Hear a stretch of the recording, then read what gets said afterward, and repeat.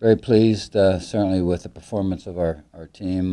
We played a really, really good football team in Toledo. We got on a little bit of a roll in the third quarter, which obviously helped us extensively. Um, but all three phases of the game, I think, contributed to the win, which is really what you look for. So proud of how our guys responded to this game. Have another one coming up that, if you look at the history of the games with Akron, just have to look at the last two. They really came down to the last drive of the game. We were fortunate to win both of those games, but they were very, very close, hard fought football games, and we expect that there'll be another one of those types of games this year. Quentin Polling, as I understand it, is tackles for losses now the career record holder at Ohio, which is a tremendous feat to go along with his solo tackle career record-holding performance during his career here.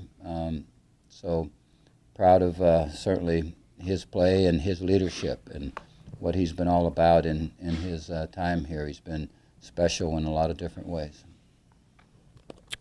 Coach, the point of every halftime is to make adjustments and come out strong in the third quarter, but you guys are doing things in the third quarter at a pace that other teams aren't doing. So what's your explanation for that, or do you think it's just because the team responds so well to the advice of the coaches? I think that's certainly a good share of it. We've got experienced coaches. They're bright guys.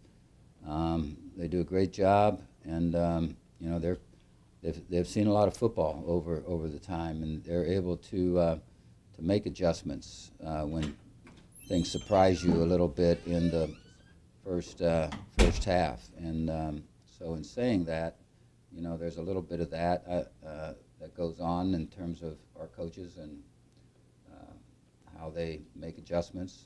I think that certainly contributes to it. I think the fact that that we've got very good players helps out an awful lot also to that. Just shifting your focus towards Akron, if you win this game, I think you win the MAC East. Does preparation change at all from Toledo? How do you guys take on Akron?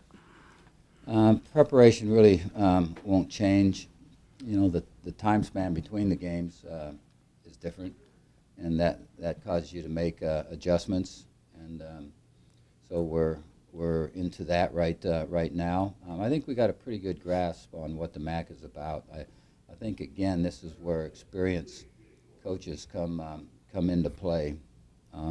We've been through a lot of seasons here, and so we kind of have a good idea of what we need to do to get ready for games, whether you're talking about a 5-day break, whether you're talking about a 10-day break, or several games within a short period of time.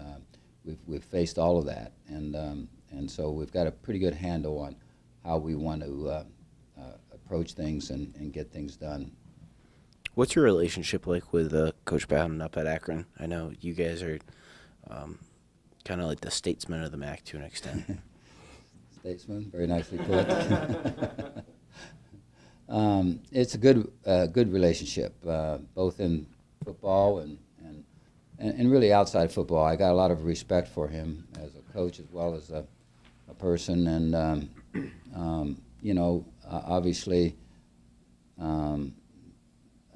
know his father some, and so there's a long history of the Bowden family in football, with Bobby and then his sons, and so I've gotten to know Terry certainly much better since we both got into the MAC conference, and we don't usually coaches in the off season don't hang around together all that much.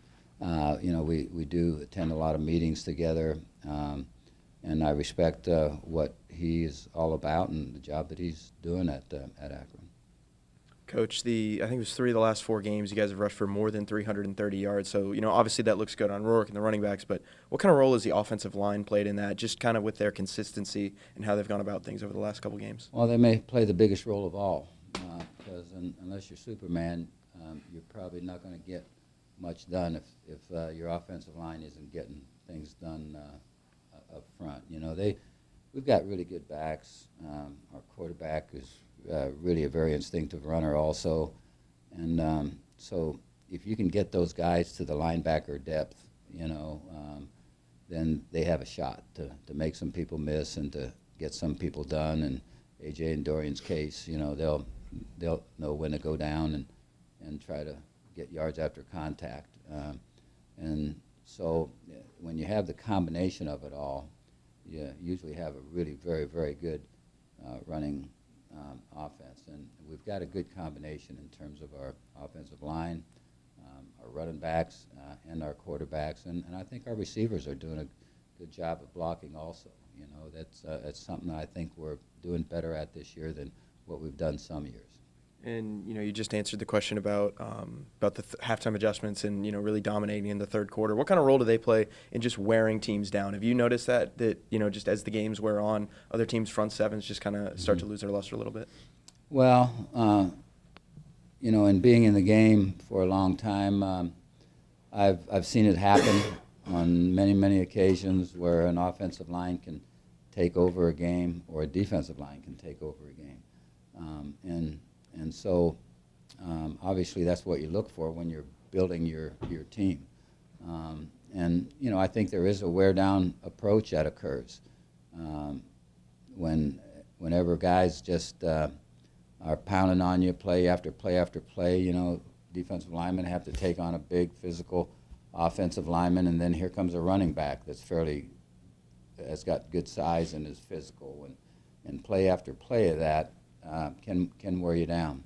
But we face really good defenses, and coaches know what they're doing in terms of substituting and trying to build depth in their program throughout the year, so that if an injury occurs or whatever, that you have a number of guys that can fill roles to where you just don't have to keep guys out there all the time that have their hands on their hips, and are beat down a little bit. So it's important. And but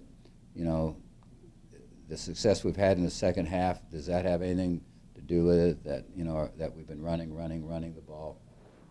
Usually, I've found that in games where you run the ball and you get 2, 3, 4 yards a gain, if you keep running the ball, second half, fourth quarter, sometimes those gains then become 7, 8, 10-yard gains, and that's kind of what you also look for. Coach, this has kind of been the season where a lot of milestones have been accomplished. AJ Olette, he moved into 9th on the all-time rushing yards leaders list, and then Quinnen has his share of records as well. And Luis Zervas is actually second on the field goals made list. I guess, what can you say about all the milestones that have been accomplished in terms of individuals this year? Yeah, well, it comes back to having really good players, and we have our share of really good players, and you got to certainly be exceptional, and you've got to be able to keep yourself on the field in order to set records.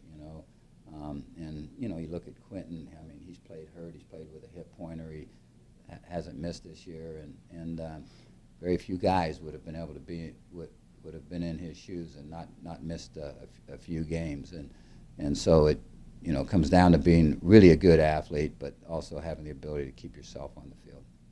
And also just, going in another direction, you guys, I know last year against Toledo was a really good win for you. This year, another good win. How does this kind of as the season, ends, the regular season ends, how does that kind of propel you for that late push? Well, you'd like to think that, the wins that we've gotten accomplished here in the last several games have given us some momentum, and you'd like to think that the Toledo game in itself, playing a really, really good football team, and getting it done against those guys, has got to help you build on that momentum. But football's a funny game. Obviously, that momentum can change in an instant. instant, and it can change in a quarter. It can change certainly game by game, regardless of whether you're on winning streaks, losing streaks. But you know, if you have really good leadership, and you have guys that really give great effort, not only in games but in practice leading up to those games, and that's kind of what we're all about. We're not about even looking to the next game. You know, we're looking to the next practice and trying to get ourselves better every practice. That's kind of what our goal is, and these guys have worked at trying to do that.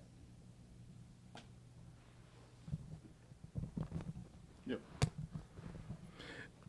You just mentioned the thing I wanted to ask you about. It's the next game up, it's the next practice with this team, but with the stakes on the line Tuesday night, how do you temper that approach? Do you?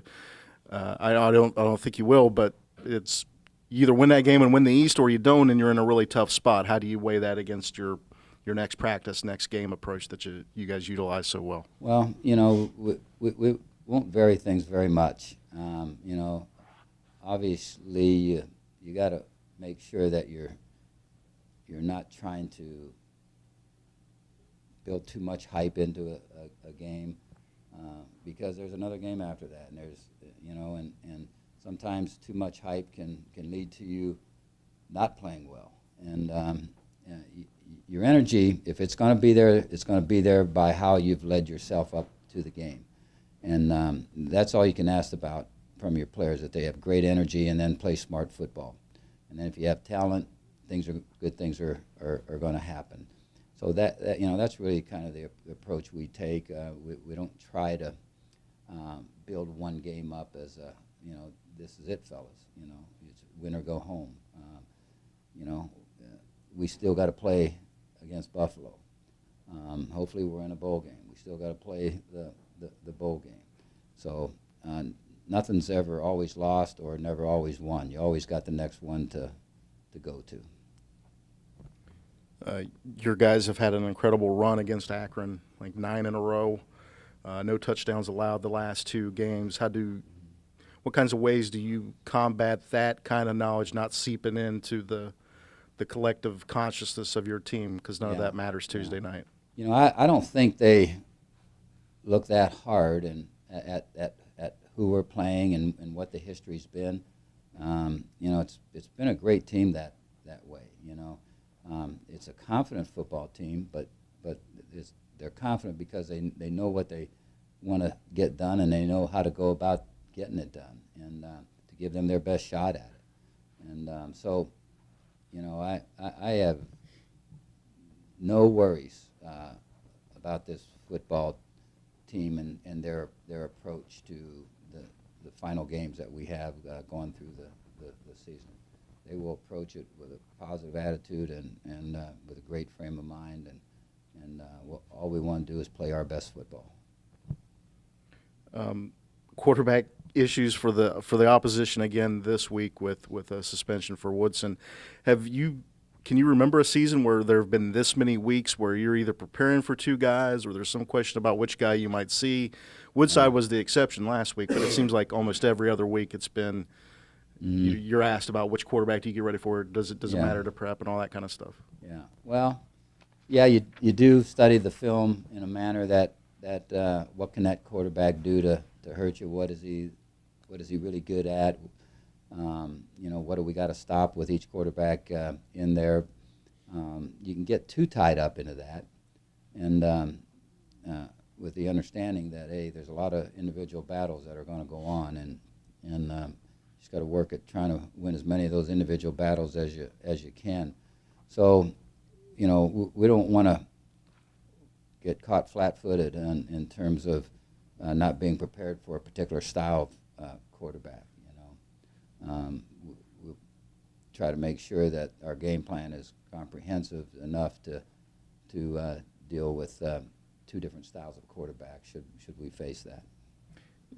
Do you appreciate the health you've enjoyed at quarterback more this season because of absolutely in terms of getting ready defensively? You've probably seen 24 quarterbacks this year on film trying to get ready for games. Yeah, you know, there's there's been a number of teams that have had some tough luck with the quarterback position in terms of staying healthy. You know, we've had that happen to us in the past, and it's you know, you're certainly not easy, but you do have to deal with it, and you just got to, you know, count on the next guy in line to function at a level that's going to give you a chance, you know, and they, you know, it's what it is. Sometimes you're fortunate as you go through the year. Sometimes you're very unfortunate, and so, you know, we right now we're in a stretch that we've stayed fairly healthy, and you know, some of that comes back to when your breaks are. You know, our break, 10-day break, against before Miami, was really needed. It came really at a good time for us. You know, the break after the Toledo game, leading up to Kent, you know, it's Kent. Leading up to Akron, it's going to be a very, very short break. You know, so we're fairly healthy going into that, and so if we make sure we're going to practice to where we're not going to bang anybody up in practice, but we need to get some things done. But then coming out of that, we're going to have maybe another 10-day break or so for Buffalo, which I think will come at a good time too, coming off the short week. So, you know, some years your breaks fall right for you, and it gives you your best chance. Some years your breaks don't, and this year, you know, I like where our breaks came. Real quick, any update on Evan Crouch? He sat out the other night, and DL Knock, who everyone saw with the kickoff. I will need to get an updated report on DL. Evan, I believe, has a chance. Coach, entering the last few games of the season, how would you assess special teams? There's quite a few bumps on the road at the beginning of the season, but it seems to have gotten better. So how would you just assess special teams as a whole? I like our special teams personality and their abilities. I think we've got great special teams guys, from Louis to Michael to Jake snapping. I mean, you look at you look at all that, and that has functioned at a really high level for us, to where, you know, if we need the kind of punt that will keep a great returner from returning the ball, Michael can get it done that way. You know, if a team's a pressure team, you know, our snap to punt time is really, really good. You know, you don't have to lie awake at nights worrying about that. Now, can something happen? Yeah, you know, but in saying that, you know, we've done a really good job of that. You know, I like our return people. You know, Dorian is returning kickoffs very well right now. And, you know, Kylan, who's a great kickoff return guy for us and a great punt return guy, hasn't had many punt returns this year, and kickoff returns just, you know, virtually nil. You know, he's been nursing an injury that's, you know, been allowing him to play. You know, Poppy missed 3 games as a returner, and so there's been some things that have happened that way that has caused a little disruption, but guys have stepped up, and overall, we think no matter who we play, we have a chance of winning all the special teams categories, all of them, and that's our frame of mind. That's what we believe. Coach, Wednesday night, standing on the sideline, did you ever feel like there was glimpses where your team wanted to win more than their team? No. I thought Toledo wanted to win every bit as much as we did. There's no question about it, you know. We got on a roll, and that roll helped. That momentum helped. You know, they could have come back at any time, and we're close to doing that at times. And so no difference in the will and the want to win from either It just team. seemed like there's so much physical, and it seemed like you guys, the offensive line, just just dominated the defense line at times. So Well, we had some good things happen. You know, we broke some plays in the running game as well as the passing game, so that all came together pretty good.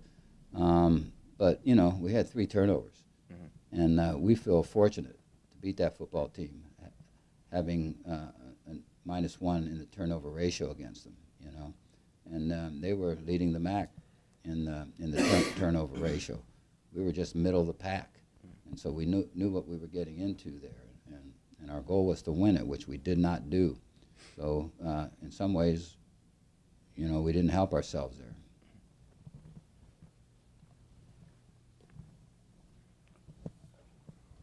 Coach Nathan Rourke has shown just kind of insane ability to run the read option this year. Has he been kind of the prototypical player that you've wanted to put in that role, in that style of offense you've been implementing over the past couple of years? Well, yeah, depending upon the abilities of the quarterback and the style of quarterback that we got is what we build our offense around. And so, you know, this year we're running a few more.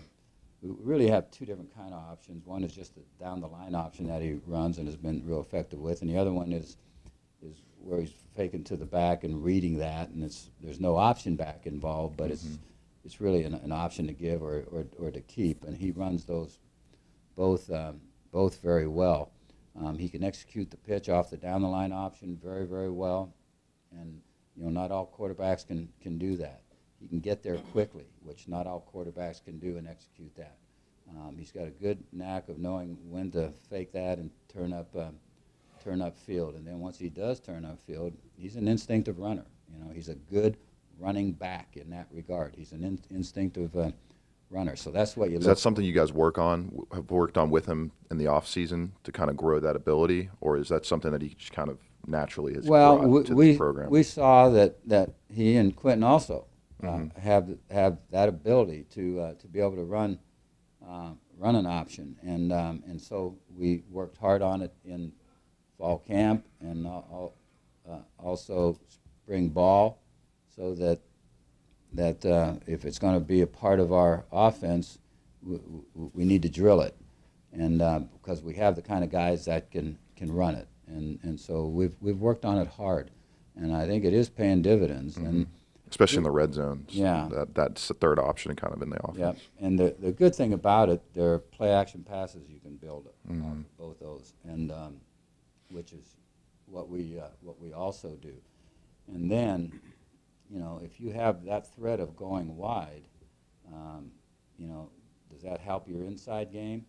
Probably, you know, because there's, you know, teams will start to say, well, okay, stopping the option. What are we going to do? Do we play a 6 technique, a 9 technique? Do we have to widen our backers a little bit more? You know, do we have to get better or quicker help from our safeties?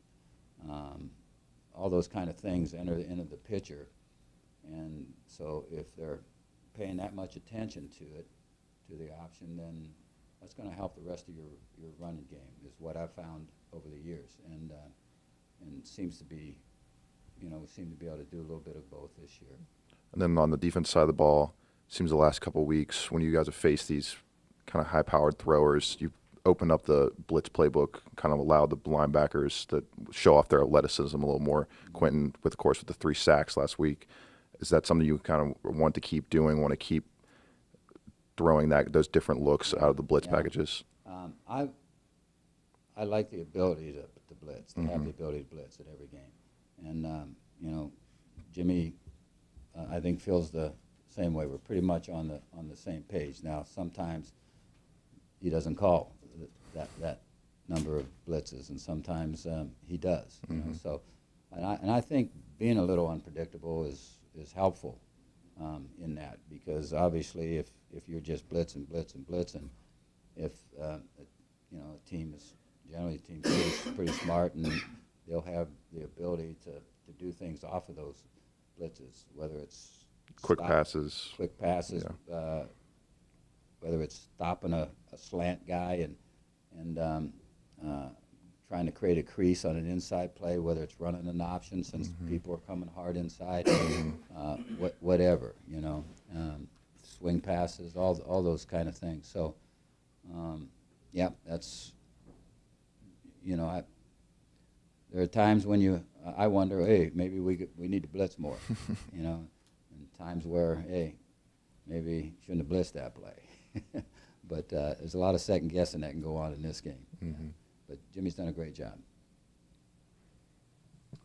Coach, this is the third week of midweek games. You already kind of made mention of that earlier, but how do you handle this, and how do the players handle this? Just, you know, on game days you may have class, or on the day after a game, you know, you have a test to take. Like, how do the players deal with that? I think it depends upon the team you got, and our guys deal with it very, very well.